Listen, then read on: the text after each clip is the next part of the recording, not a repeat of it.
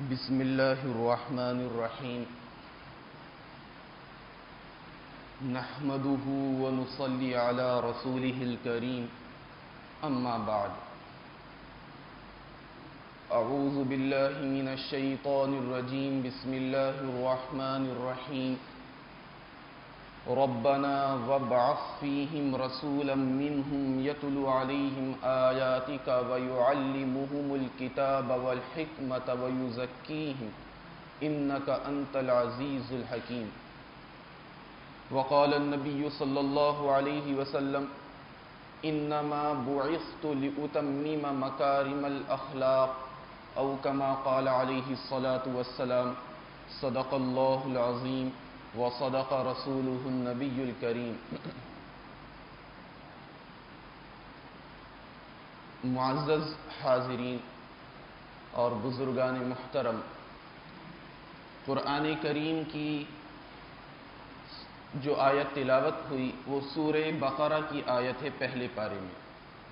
اس آیت کریمہ میں اللہ تبارک و تعالی نے آپ صلی اللہ علیہ وسلم کے اس دنیا میں آنے کے مقصد کو، بھیجنے کے مقصد کو بیان فرمایا کہ ہم نے اپنے آخر نبی محمد عربی صلی اللہ علیہ وسلم کو اس دنیا میں کیوں مبعوث فرمایا۔ چنانچہ اللہ تبارک و تعالی فرماتے ہیں ہم نے اس لیے مبعوث فرمایا تاکہ ہمارے نبی ہمارے بندوں کو، اپنے امتیوں کو قرآن کریم کی تعلیم دیں، ان کو حکمت کی باتیں بتلائیں اور ان کے نفس کا، ان کی روح کا، ان کے باطن کا تزکیہ کریں، ان کے ظاہر کا بھی تزکیہ کریں، ان کے باطن کا بھی تزکیہ کریں۔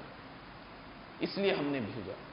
آپ صلی اللہ علیہ وسلم کی حدیث شریف پڑھی گئی، اس میں بھی آپ صلی اللہ علیہ وسلم نے اسی مقصد کی طرف اشارہ کیا کہ انما بعثت لأتمم مکارم الاخلاق، کہ میرے اس دنیا میں آنے کا مقصد اور بھیجے جانے کا مقصد وہ یہی ہے کہ میں تمہیں، یعنی اللہ کے بندوں، تمہیں اخلاق سکھاؤں، مکمل کر دوں، یعنی مکمل تعلیم دوں اخلاق کی۔ اس لیے میں یہاں بھیجا گیا ہوں۔ اس سے اندازہ ہوتا ہے کہ اخلاق کی کتنی اہمیت ہے شریعت میں، قرآن و حدیث کی روشنی میں، کہ اسی مقصد کے لیے اللہ کے رسول کو دنیا میں بھیجا جا رہا ہے۔ آخر مضمون اور موضوع کیا ہے ہماری آج کی مجلس کا؟ وہ ہے سیرت النبی صلی اللہ علیہ وسلم۔ رمضان المبارک سے پہلے جو مضمون چل رہا تھا وہ مضمون تھا والدین، وہ اولاد کے حقوق والدین پر کیا ہے، اولاد کی تربیت ماں باپ کو اور والدین کو کس طرح کرنی چاہیے، وہ مضمون چلا تھا 7-8 ہفتے۔ اب رمضان کے بعد نیا موضوع اور عنوان شروع ہو رہا ہے سیرت النبی صلی اللہ علیہ وسلم۔ کیوں ہو رہا ہے اس پر مختصراً روشنی ڈالی جائے گی۔ اس لیے بھی شروع ہو رہا ہے تاکہ ہم پھر آپ صلی اللہ علیہ وسلم کی سیرت کی روشنی میں اب اپنا جائزہ لیں۔ جب وہ عنوان چل رہا تھا اولاد کے حقوق، تو بعض ذہنوں میں سوالات تھے ہمارے اور آپ کے جو بجا تھے، ہونے ہی ہیں سوالات اور ہونے چاہیے۔ سوالات نہیں ہوں گے تو پھر علم میں اضافہ کیسے ہوگا، ہم اس بات کو مکمل طور پر کیسے سمجھیں گے؟ تو سوالات کا کرنا اور ہونا بہت ضروری ہے، وہ فائدے سے خالی نہیں۔ وہ الگ بات ہے کہ سوال کا انداز سوال ہی کا ہونا چاہیے، اعتراض کا نہیں ہونا چاہیے۔ مثلا کیا سوال تھا ہمارے اور آپ کے ذہن میں، سب کے ذہن میں، کہ یہ بڑی عجیب بات کہ اولاد کے حقوق، اس سے تو اولاد اور بگڑ جائے گی، ہونا تو والدین کے حقوق کو چاہیے تھا۔ اس لیے بھی مضمون بیان کیا جا رہا سیرت النبی، کہ یہ بھی بڑی ایمان کی کمزوری ہے کہ ہمارے ذہن میں یہ سوال آیا کہ اولاد کے حقوق کیوں بیان ہو رہے ہیں، جبکہ یہ بات نہیں ہونی چاہیے۔ قرآن و حدیث میں خود موجود ہے کہ ہم تمہیں جو ذمہ داری دیں گے، جن کے حقوق تمہیں دیں گے، تو اس کی ادائیگی کے بارے میں سوالات ہوں گے۔ اب جب ہم جانیں گے نہیں کہ ہم پر کس کے حقوق ہیں کس کے نہیں ہیں، تو ہم ادائیگی کیسے کریں گے؟ اور اولاد کے حقوق ہیں قرآن حدیث کی روشنی میں مضمون چلا تھا، تفصیلی بہت ساری مثالیں ہمارے سامنے آئیں. یہ مضمون اس لیے بھی بیان ہو رہا ہے سیرت النبی کہ ہم اہل ایمان، ہمارا ایمان ہے اللہ پر، اللہ کے رسول صلی اللہ علیہ وسلم پر. لیکن افسوس کا مقام یہ ہے کہ اگر ہم اگر اپنے بچوں سے پوچھتے ہیں کہ حضور اکرم صلی اللہ علیہ وسلم کا نام مبارک کیا ہے، ان کا نام کیا ہے، تو بچوں کو اپنے نبی کا نام بھی معلوم نہیں، کہتے صلی اللہ علیہ وسلم. یعنی نام جو بتا رہے ہیں وہ بتا رہے ہیں صلی اللہ علیہ وسلم. کتنے بڑے ہم میں ایسے ہیں کہ انہیں آج تک یہ معلوم نہ ہو سکا کہ صلی اللہ علیہ وسلم ہے کیا چیز، وہ نام ہے یا کچھ اور. آپ صلی اللہ علیہ وسلم کا حق یہ نہیں ہے کہ ہمیں آپ کا نام بھی معلوم نہ ہو. آپ صلی اللہ علیہ وسلم کا حق بہت اونچا، بہت بلند ہے، بہت بلند. اتنا بلند ہے کہ کتابوں میں حضرت شیخ الحدیث مولانا زکریا صاحب رحمۃ اللہ علیہ کے شاگرد اخص مظاہر العلوم سہارنپور کے شیخ الحدیث، جنہوں نے تقریباً 53 سال بخاری شریف کا درس دیا، 53 سال، اور ان کی 80 سالہ زندگی صرف اور صرف علم دین کی خدمت کے لیے تھی. 80 سالہ زندگی پوری. انہوں نے فرمایا کہ ایک کتاب میں واقعہ انہوں نے پڑھا کہ ایک بزرگ نے خواب دیکھا. خواب بزرگ نے دیکھا، کسی عام انسان نے نہیں. یہ دیکھا کہ اللہ تعالیٰ نے سب لوگوں کو جمع کیا اور فرشتوں سے کہا کہ جو لوگ ان میں نماز کے بعد تسبیحات فاطمی کے پڑھنے کا اہتمام کرتے تھے، یعنی 33 بار سبحان اللہ، 33 بار الحمدللہ، 34 بار اللہ اکبر، تو ان کو یہ انعام دو. لیکن اس کو مت دینا. جو بزرگ تھے انہیں کو منع کر رہے ہیں، ان کو مت دینا. باقی عام انسان وہاں سب کو دیا جا رہا ہے. کس چیز پر؟ تسبیحات فاطمی کے پڑھنے پر، نمازوں کے بعد سب کو دے دیا. وہ خواب دیکھ رہے. تو ان بزرگ صاحب نے اللہ تعالیٰ سے پوچھا کہ یا رسول اللہ، اللہ تعالیٰ مجھے کیوں نہیں مل رہا؟ میں بھی تو پڑھتا تھا تسبیحات فاطمی، میں بھی پابندی سے پڑھتا تھا. فرمایا کہ میرے بندے تم پڑھتے تھے، لیکن میرے نبی کی سنت کیا تھی؟ 33 اور 34 بار پڑھنا. تم 100 بار پڑھتے تھے. حالانکہ 100 بار پڑھنا گناہ تو نہیں، ثواب میں زیادہ. لیکن فرمایا کہ میرے نبی کا جو طریقہ تھا، میرے نبی نے جو جیسا فرمایا تھا ویسا کیوں نہیں کہ یہ بتلا. مجھے اس سے ناراضگی، میں اس پر نہیں دوں گا تمہیں. تم 100 مرتبہ اور کسی وقت پڑھتے، لیکن میرے نبی کا جو فرمان ہے وہ یہ کہ نمازوں کے بعد، فرائض کے بعد 33 مرتبہ سبحان اللہ، 33 مرتبہ الحمدللہ، 34 مرتبہ اللہ اکبر. اس میں اضافہ کیوں کیا تم نے؟ مجھے یہ پسند نہیں بالکل بھی، اس لیے میں تمہیں انعام نہیں دیتا. آپ سوچیں، اس سے بھی بڑی بڑی باتیں ہمیں اور آپ کو معلوم ہے کہ یہ وجود دنیا میں جو وجود میں آئی، یہ جو کائنات وجود میں آئی، وہ صرف آپ صلی اللہ علیہ وسلم کے صدقے آئی. آپ صلی اللہ علیہ وسلم کا مقام و مرتبہ یہ ہے. قرآن کریم میں اللہ تعالیٰ نے فرمایا کہ ہم صرف آپ کی امت پر عذاب اس لیے نازل نہیں کرتے کیونکہ آپ موجود ہیں. یہ آپ کی ذات اقدس ہے کہ آپ کا مقام و مرتبہ یہ ہے. لیکن اس ذات اقدس کا نام ہمارے بچوں کو معلوم نہیں. آج ہمارے بچوں کو یہ تک معلوم نہیں کہ صلی اللہ علیہ وسلم نام ہے یا درود شریف ہے. ہم کیا نبی کی سنتوں کا اپنائیں گے؟ کیا ہمارا عمل نبی کی سنتوں کے مطابق ہوگا؟ کیا ہم اپنے دل میں اپنے نبی کی محبت پیدا کریں گے؟ نبی کی محبت دل میں ہونا یہ فرض عین ہے، ایمان کا جز ہے، لازم ہے، ضروری ہے. لیکن ہمیں یہ سب باتیں معلوم نہیں. انتہائی افسوس کی بات کہ ہم نے خود سے سیکھنے کی کوشش نہیں کی. ہم نے اپنے علماء کے پاس جانا گوارا نہیں کیا اپنے نبی کی سیرت کو سیکھنے کے لیے. شیخ یونس علیہ رحمہ نے اپنی اس کتاب میں لکھا ہے، شیخ یونس علیہ رحمہ جنہوں نے 53 سال بخاری شریف پڑھی اور فرماتے ہیں کہ 20-21 سال ریگولر مجھے اپنے نبی کی زیارت ہوئی. 20-21 سال. فرماتے ہیں کہ اگر کوئی نبی کی شان میں گستاخی ہوتی ہے تو اس کے ذمہ دار وہ نہیں، ہم اور تم ہو. یہ شیخ یونس علیہ رحمہ فرماتے ہیں جنہوں نے 53 سال بخاری شریف پڑھائی، 80 سال دین کی خدمت کی، جو شیخ الحدیث مولانا زکریا صاحب نور اللہ مرقدہ کے شاگرد اخص تھے. اور انہوں نے بخاری شریف دیتے وقت فرمایا تھا کہ میرے شاگرد یعنی یونس، میں نے تو 47-48 سال بخاری شریف پڑھائی، میں تو جا رہا ہوں، مدینہ چلے گئے تھے، لیکن مجھے امید ہے اللہ تعالیٰ کی ذات سے کہ تم مجھ سے زیادہ بخاری شریف پڑھاؤ گے۔ اللہ تعالیٰ نے اپنے اس استاذ کی ان کلمات کو قبول فرمایا اور انہوں نے اس سے زیادہ پڑھا۔ یہ وہ شخصیات ہیں، ان کی زبان سے نکلا ہوا ایک جملہ آب زر سے لکھنے کے لائق ہوتا ہے۔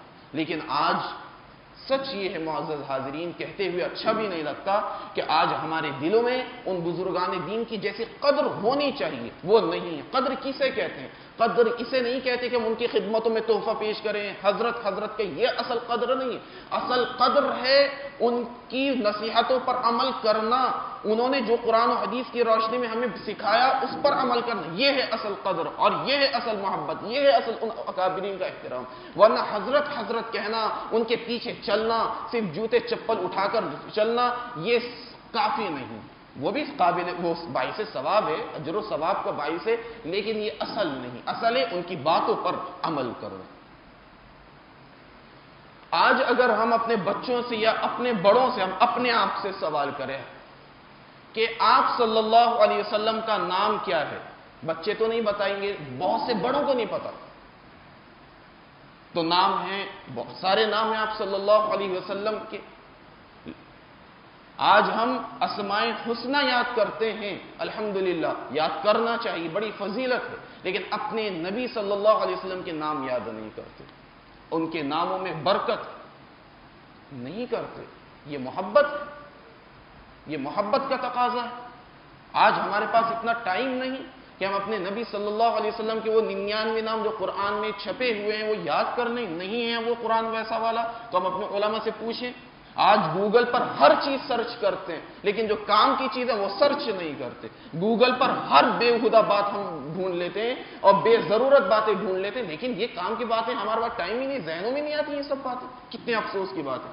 یقین جانیں ہمارے حبیب، ہمارے اللہ تعالیٰ کے حبیب صلی اللہ علیہ وسلم کے ناموں میں وہ برکت ہے، وہ برکت ہے کہ انسان بڑی سے بڑی پریشانی کے موقع پر اگر انہی ناموں کا ورد رکھے، پابندی سے پڑھتا رہے، وہ بڑی سے بڑی پریشانی ختم ہو جائے۔ کر تو دیکھیں، تجربہ تو کریں، لیکن ہمیں تو یاد بھی نہیں معزز حاضرین، ہمیں تو نبی کے مشہور 2 نام محمد اور احمد بھی یاد نہیں، اور جو بتاتا بھی وہ بھی کنفیوز ہوتا ہے، ڈرتے ڈرتے پتا محمد احمد، یعنی اسے یہ بھی کنفرم ہے کہ یہی ہے مشہور نام۔ بہت بری بات۔ فرمایا کہ یہ جو گستاخیاں ہو رہی ہیں اور ہوئی ہیں پہلے، وہ اس کی ذمہ داری دراصل ہم اہل ایمان پر آتی ہے۔ اگر ہم اہل ایمان اپنے نبی کے مقام و مرتبے کو سمجھتے ہوئے ویسی زندگی گزاریں تو کبھی کوئی گستاخی کر ہی نہیں سکتا، کر ہی نہیں سکتا۔ آپ صلی اللہ علیہ وسلم کا نام کیا ہے؟ آپ صلی اللہ علیہ وسلم کے دادا کا نام کیا ہے؟ عبد المطلب، معلوم ہے۔ آپ صلی اللہ علیہ وسلم، اب سوال، حضور کا نام کیا ہے؟ پتہ ہے بہت ساروں کو۔ دادا کا نام کیا ہے؟ پتہ ہے بہت ساروں کو۔ دادی کا کیا نام ہے؟ نہیں معلوم۔ نانا کا کیا نام ہے؟ نہیں معلوم۔ نانی کا کیا نام ہے؟ نہیں معلوم۔ اور ہم نبی پر ایمان رکھتے ہیں، دعویٰ یہ ہے کہ ہم نبی سے محبت کرتے ہیں؟ نہیں۔ جو محبت کرتا ہے تو اس کی شان یہ نہیں ہوتی، اس کی شان یہ نہیں ہوتی۔ ایسے ایسے بزرگ گزرے ہیں کہ ان کو نبی کی سیرت کا ایک ایک لفظ ازبر یاد ہے، ازبر، کہ ہم اپنے علماء کی اور بزرگوں کی وہ تقریریں نہیں سنتے، وہ کس طریقے سے سیرت بیان کرتے اپنے نبی کی۔ یہ ہے محبت، اسے کہتے ہیں محبت۔ نہیں معلوم۔ کتنے افسوس کی بات کہ نبی کے دادا کا، دادی کا، وہ دادا کا نام یاد ہے، دادی کا نام کیا ہے؟ صرف ایک فارمیلٹی چل رہی ہے، بس وہ چلتا آ رہا ہے کہ صرف حضور کے والد کا نام اور دادا کا نام بتایا جاتا ہے، وہ چلتا آ رہا ہے مکتب میں بھی، کچھ اسکولوں میں بھی، گھروں میں بھی، باقی سے آگے ہم سوچتے ہی نہیں کہ کبھی ہمارے ذہن میں کوشچن بھی نہیں آتا کہ دادا کا نام تو ہم بتاتے ہیں اپنے بچوں کو، لیکن دادی کا نام کیا ہے؟ کبھی یہ نہیں سوچتے کہ نانا کا نام کیا ہے، نانی کا کیا نام ہے؟ نہیں۔ اس لیے یہ مضمون شروع ہو رہا ہے تاکہ اس مضمون کے ذیل میں پھر ہمیں پتہ چلے کہ آپ صلی اللہ علیہ وسلم شوہر تھے تو کیسے شوہر تھے، شوہر کیسا ہونا چاہیے؟ اگر نبی صلی اللہ علیہ وسلم استاذ تھے تو استاذ کیسے تھے؟ اگر نبی صلی اللہ علیہ وسلم والد تھے تو کیسے والد تھے؟ اگر آپ صلی اللہ علیہ وسلم پڑوسی تھے تو کیسے پڑوسی تھے؟ یہ اس سیرت نبی صلی اللہ علیہ وسلم کی ذیل میں وہ باتیں وقتاً فوقتاً آہستہ آہستہ ہمارے سامنے. یہ مضمون اس لیے بھی شروع ہو رہا ہے کہ آج ہم اپنے نبی صلی اللہ علیہ وسلم کا صرف 12 ربیع الاول پر ذکر کر کر اور وہ سوجی کا حلوہ بنا کر یا 100 اور 150 روپے کے چاولوں کی بریانی بنا کر یہ سمجھتے کہ ہم نے اپنے نبی سے محبت کا حق ادا کر دیا. نہیں، نبی کا حق اگر ساری دنیا اور اللہ تعالی کی ساری مخلوق ساری زندگی اللہ کے نبی کی تعریف بیان کرتی رہے، اللہ کے نبی کے احسانات شمار کراتی رہے، تب بھی اپنے نبی کا حق ادا ہم اور آپ نہیں کر سکتے. اور ہم سے 12 ربیع الاول میں یہ چند چیزیں کر کر سمجھتے کہ ہم نے محبت کا حق ادا کر دیا. نہیں، بالکل بھی نہیں. یہ کیا بات کہ صرف نبی کی سیرت کا ذکر 12 ربیع الاول کو ہو اور پورے سال نبی کی سیرت کا ذکر نہ ہو؟ یہ کیا کا مسئلہ ہے؟ یہ کیا چیز ہے؟ بالکل غلط چیز. ہماری کوئی مجلس، ہماری کوئی گفتگو نبی کی ذکر سے خالی نہیں ہونی چاہیے. یہ ہے نبی کی شان اور یہ ہے آپ صلی اللہ علیہ وسلم کا مقام و مرتبہ. یہ تو صرف آج کی تمہید ہے اس مضمون کو کہ تاکہ خاکہ ہمارے سامنے آئے. معزز حاضرین، کہ آخری بات کہ دیکھیں کتابوں میں لکھا ہے، حضرت شیخ یونس علیہ رحمہ ہی نے لکھا کہ بعض مرتبہ بہت بڑے بڑے گناہ اللہ تعالیٰ معاف کر دیتے ہیں، بڑے بڑے گناہ معاف ہو جاتے ہیں، لیکن بے ادبی معاف نہیں ہوتی. گناہ معاف ہو جاتے ہیں بڑے بڑے، لیکن بے ادبی معاف نہیں ہوتی. وہ بے ادبی کسی کی شان میں ہو، کسی انسان کی شان میں ہو گئی، اللہ تعالیٰ کو وہ بری لگ گئی، معاف نہیں ہوتی.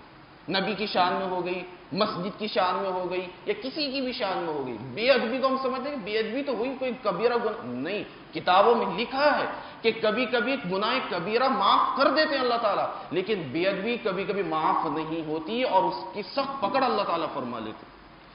اور ہم یہ سوچیں کہ یہ تو کوئی اتنی تفصیل کے ساتھ یہ سب چیزیں نہیں. نبی کی سنت کتنی اہم ہے، فائدہ کیا ہوگا؟ بہت فائدے ہوں گے. اس کی ایک ہلکی سی جھلک، بہت ہلکی سی.